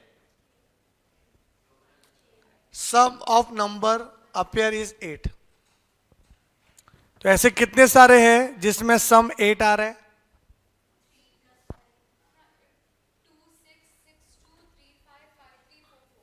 कितने हैं, कितने हैं, 5 है। अभी वो शॉर्टकट बताता है मैंने, सम टोटल मिनिमम 2 होते हैं। तो पता है 2 3 4 5 6 7 8, सम 8 तक। अब 1 से लिखते 1 2 3 4 5 6 5 4 3 2 1, तो 5 आ रहा है ना, तो क्या आएगा 5। टोटल 5 ऐसे नंबर है जो सम 8 हो रहा है। अब कौन से वो 5 है मालूम है आपको? एक तो है कौन सा, 5 3 3 5 2 6 6 2 4 4, और कोई हो गया ना 5। अब इसमें किस में 3 दिख रहा है, find 1 die show the number 3, इधर 3 दिख रहा है और इधर 3 दिख रहा है, तो 2/5। शॉर्टकट ज्यादा अच्छा रहेगा, फाइंड ए इन बी। तो पहले नीचे बी लिख दो, क्या क्या पॉसिबिलिटी है। अब इसमें ए के कौन कौन से इवेंट है वो लिख दो। ए क्या बोल रहा था कि भाई एक 3 दिखना चाहिए, एक डाई में 3 दिखना चाहिए, दिख रहा है ना 2 3।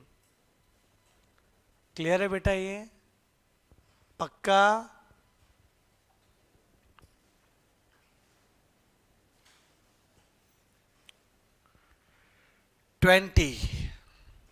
Suppose E and F are 2 events of a random experiment. If the probability of occurrence of E is 1/5 and the probability of occurrence of F given that E upon, ठीक है ना, is 1/10, Then the probability of non-occurrence of at least one of the event E and F. Non-occurrence of at least one of the event E and F.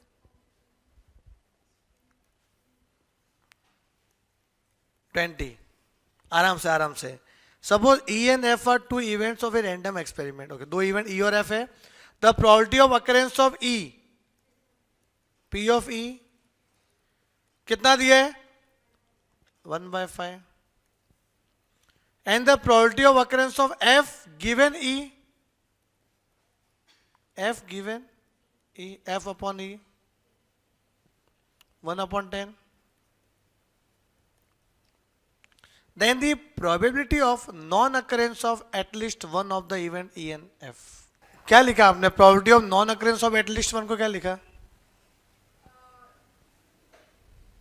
A intersection B complement plus A complement intersection B. ये क्या है? Non occurrences बोला है. आपने तो बोला कि occurrences of at least one बोला. आपने तो वन ऑफ द इवेंट वो लिखा. वो कैसे लगेगा? Non occurrence of at least one. अच्छा, अक्रेंस ऑफ एटलीस्ट वन होता तो अक्रेंस ऑफ एटलीस्ट वन होता तो क्या आता? P of A union B या ए यूनियन बी आता था. अब non occurrence of at least one आया तो P of A union B का कॉम्प्लीमेंट.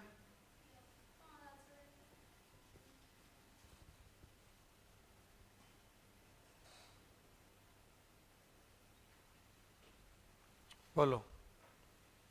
इसके पहले जो लिखवाया था आपने वो तो क्या था? नॉन अक्रेंस ऑफ था क्या ऐसा एटलीस्ट वाला?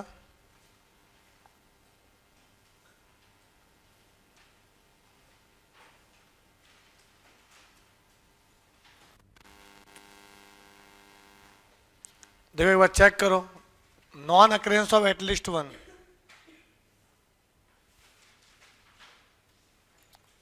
अभी जो ब्रेक के पहले मैं कुछ लिखवाया था, क्या आना चाहिए इसके हिसाब से?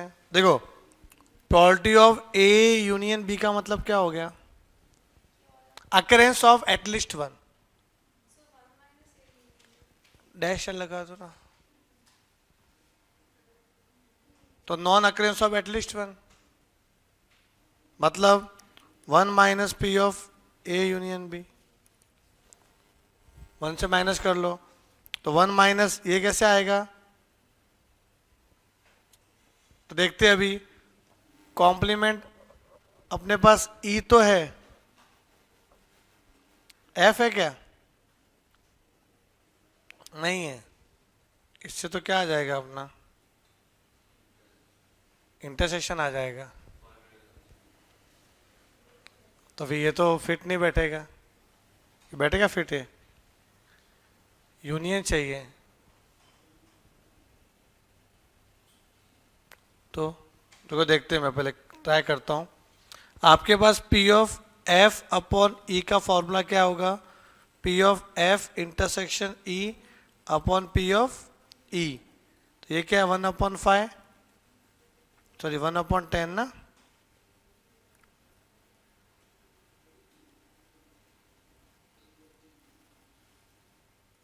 पी ऑफ ई कितना है? 1/5. क्रॉस मल्टीप्लाई करो.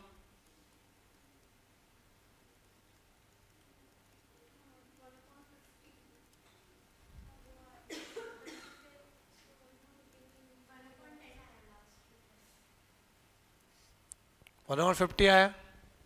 अच्छा, इसका आंसर क्या दिया आपने को? 20 का आंसर क्या दिया पीछे? 1/, क्या दिया है? 25. इसको मैं लिखूं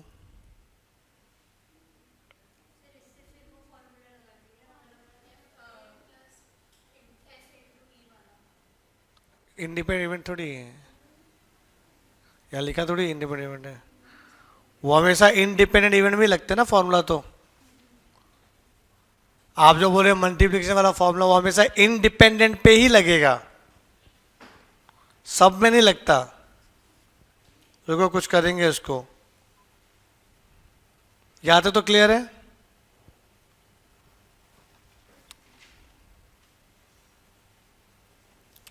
एक और वैल्यू देना चाहिए था ना इन लोग को, अपने को एक वैल्यू नहीं मिल रहा है कि एफ दिया है, एफ भी दे देते ना तो यूनियन लेकर निकाल लेते थे अपन। तो कैसे करेंगे इसको?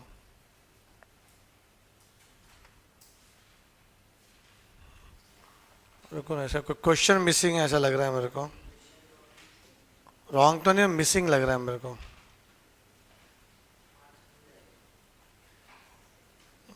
फिलहाल तो नॉलेज लेना है, मार्क्स इसको लेना है। हाँ क्या इसका आंसर आ रहा है? बी आ रहा है कि डी आ रहा है? ठीक से किया नहीं इन्होंने, तो देना चाहिए था। या पीछे आंसर गलत दिया। एक काम करो इसको, ये वाले क्वेश्चन में ना non occurrence of at least one event है ना, ई एफ लिख लो आप ऐसा, बाद में चेक कर लूंगा। ऐसा लिखो फिलहाल for the time being. E F है ना, तो प्रोबेबिलिटी ऑफ ई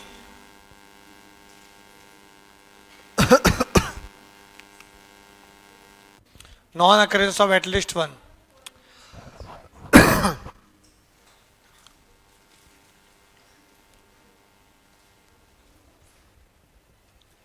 पेंडिंग रखो, पेंडिंग इसको।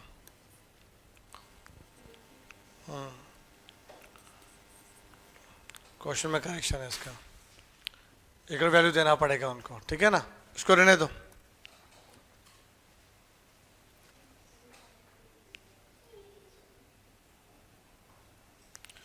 ये हो गया अपना। चलो 22 वाला करते हैं। क्वेश्चन नंबर 22 देखो, 22। The probability that a trainee, ये समझे, ये अच्छा वाला क्वेश्चन है।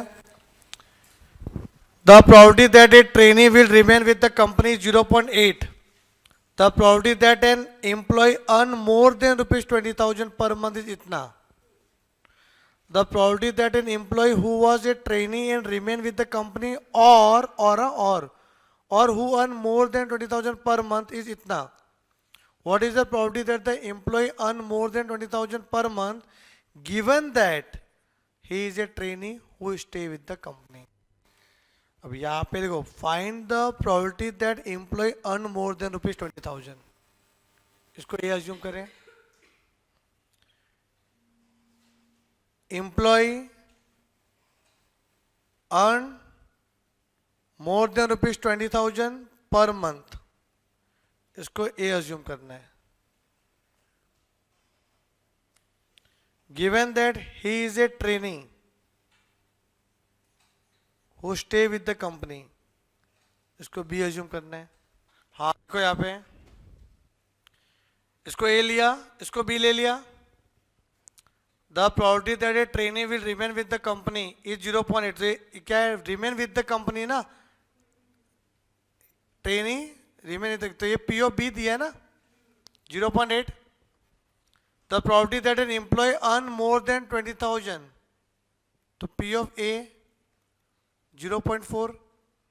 फिर the probability that an employee who was trainee and remain with the company, और अब ट्रेनी रिमेन विद और बोला, मतलब P of A union A union B, समझ में आ रहा है कुछ? ये 0 पॉइंट कितना है, 9। तो ए दिया है, बी दिया है और ये यूनियन दिया, तो उससे इंटरसेक्शन आ जाएगा। तो बताओ therefore P of A intersection B कितना आएगा? तो P of A 0.8 plus 0.4 minus 0.9, 0.3 आ रहा है। और पूछा गया अपने को P of A upon B, तो P of A intersection B upon P of B, तो 0.3 अपॉन पी ऑफ बी कितना, 0.8, तो क्या आएगा 3/8। समझ में आ रहा है क्या? जब प्रोबेबिलिटी के आगे लिखा हुआ है उसको ए ले लो, आपकी मर्जी। अब कुछ भी लो, ए और बी। पूछा क्या है, प्रोबेबिलिटी तो बी अपन वैसा करेंगे अपन। ठीक है, फाइंड द प्रोबेबिलिटी करके लिखा हुआ है ना, उसके आगे ए ले लो, फिर गिवन दैट के आगे वाला बी ले लो, वो ज्यादा इजी गिरेगा आपको।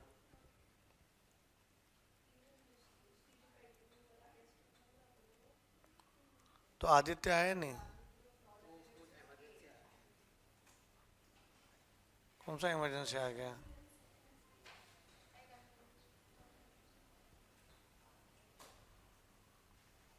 वापस से बता रहे हैं क्यों ऐसा? ये लास्ट टाइम भी ऐसे ही हो रहा था। और क्या वो अजहर भाई से बात करो, नंबर तो है ना अपने पास। हाँ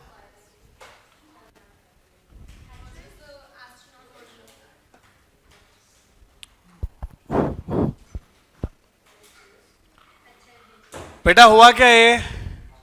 पक्का एक क्वेश्चन अपना पेंडिंग रहा, वो स्टार मार्क कर, मैं बताता हूँ क्या है ये वाला। क्या? अरे ये कब होगा? कटेगा ना, इंडिपेंडेंट।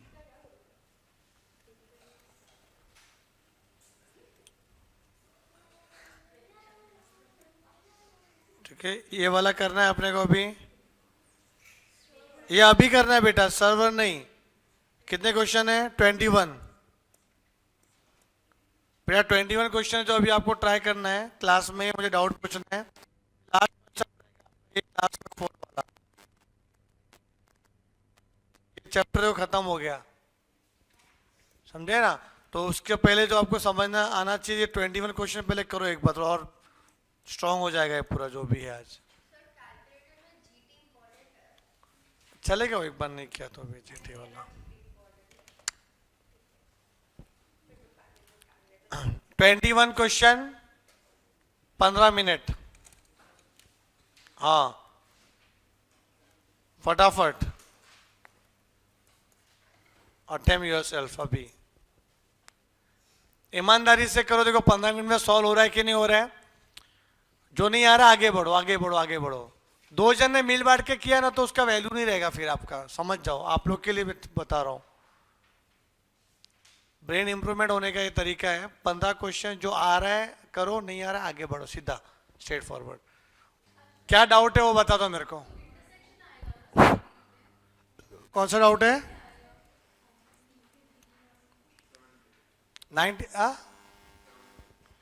17 में डाउट है, इंटरसेक्शन आना चाहिए इसका, यूनियन नहीं आना चाहिए। यूनियन है, दे नॉट इवन गिवन ए का हाँ फिर सी आ रहा है आंसर, पीछे आंसर क्या दिया है? सी तो ये क्या होना चाहिए? सेक्शन आना। हाँ ये गलती से छपा है, इसको लिखो इंटरसेक्शन। प्रिंटिंग है, अच्छा इतना गंदा प्रिंटिंग एरर कर सकते हैं 14 एंड 15 टाइपिंग। गलती है ना कुछ तो। बॉक्सेस दिए हैं 14th में और 15th में ए इंटू बी लिखा है, P of A into B लिखा है। हाँ तो ये यहाँ पे है ना, यहाँ पे शायद इंटरसेक्शन होगा, समझे? इसका ऑप्शन ए है क्या? हाँ तो ये ऐसा कर लो, सारे बॉक्सेस में इंटरसेक्शन है। ये ऐसा कर लो और यहाँ पे कर लो इंटू, ठीक है? ये ऑप्शन ए है, छपा नहीं है कि देखो आपको पता है कि P of A intersection B तो है ही है। अगर ये ए उधर जाएगा ना लेफ्ट में तो पी ऑफ ए नीचे आ जाएगा, ये बी अपॉन ए का फॉर्मूला बन गया, समझे? तो ये यहाँ पे और कुछ डाउट? कौन सा 19? देखो 19 15 का तो क्या होना है? हाँ ए बी का मतलब होता है ए इंटरसेक्शन बी, ये ना कि यूनियन भी है।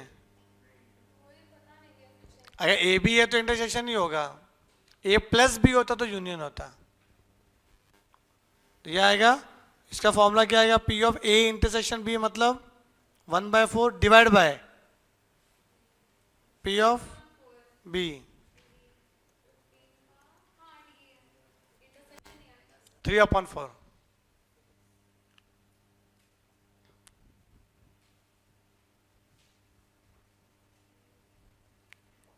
ऑप्शन डी है।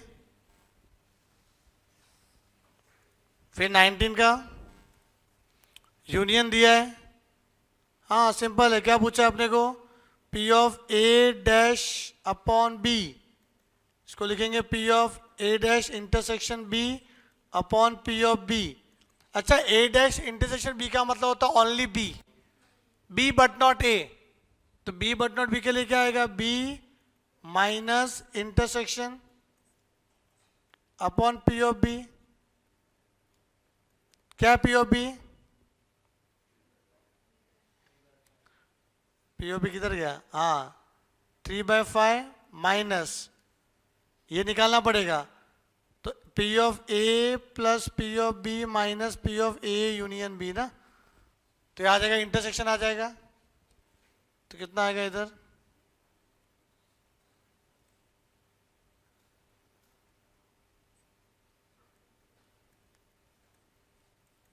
नाइनटीन सिक्स जा माइनस 75, 39 अपॉन 90, तो 39 upon 90 divide by P of B कितना है, 3/5,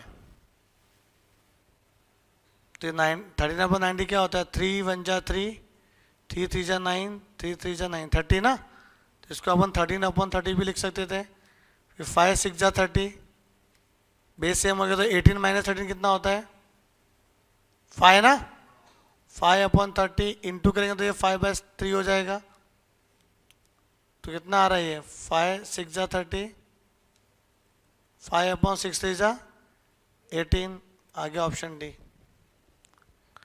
टाइम कंज्यूमिंग है लेकिन आ गया 19 भी। और कुछ डाउट तेरे को, दिव्य 14 चाहिए क्या, वो तो हो गया, ठीक है, और कोई किसको डाउट,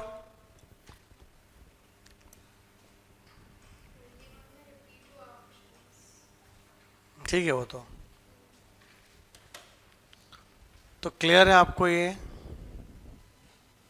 कैसे करना है, कुछ डाउट है तो पूछ लो एक बार आप लोग, इतना करो, आगे का फिर बाद में करते हैं हम लोग। सर एग्जाम में they can ask us वैसा P of A plus B, P of A into B, and you have to assume it as yes, plus means union और मल्टीप्लाई मीन्स इंटरसेक्शन, याद रखना, और माइनस मीन्स अगर exam में P of A plus B आया तो union लगाने का, A इंटू B आया तो इंटरसेक्शन, माइनस आया तो ये A बट नॉट B, वो वाला ओनली A, समझे, ओनली A ओनली B वाला वही, A but not B, B but not A। ठीक है, मिलते हैं फिर अपने अगले सेशन के लिए, तब तक के लिए bye bye, take care and thank you so much.